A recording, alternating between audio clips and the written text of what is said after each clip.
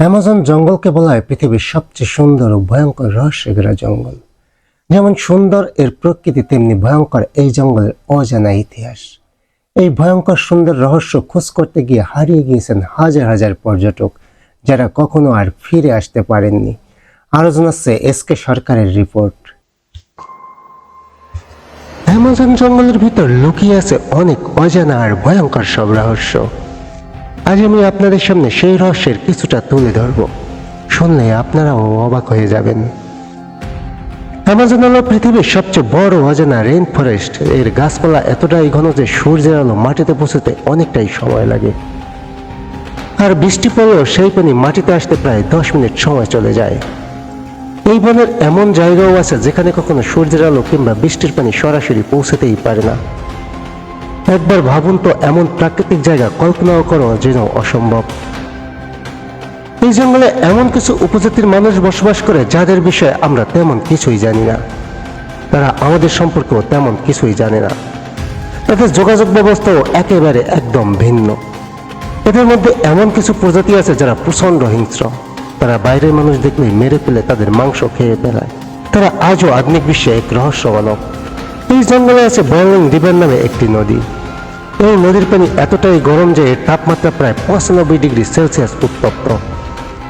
যদি আপনি এই নদীতে কোনো কাঁচা আলু কিংবা ডিম ফেলে দেন, তাহলে তার সঙ্গে সঙ্গে সিদ্ধ হয়ে যাবে।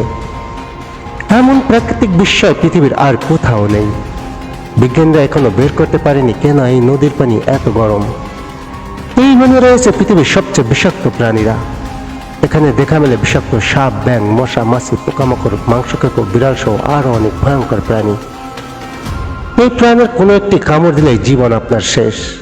শুধু প্রাণীই নয়, এখানে আছে ভয়ঙ্কর বিষাক্ত আর মানুষকেকো অনেক গাছগাছালিও। অনেক বিজ্ঞানী মনে করেন এই বনে হারিয়ে যাওয়া কোনো প্রাচীন সভ্যতা লুকিয়ে আছে। তাই তো নিয়মিত চলান গবেষণা।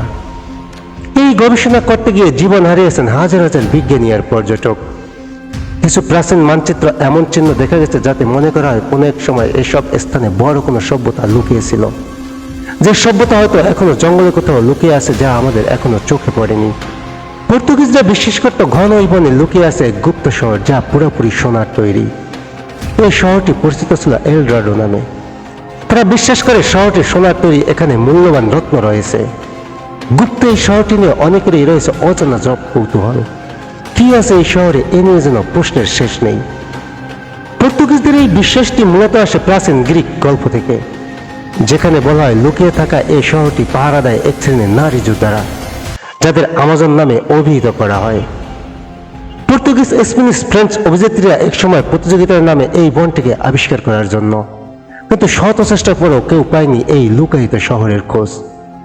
তবে এমন কোন শহরের হদিশ না পেলেও বনের নামটি হয়ে যায় অ্যামাজন।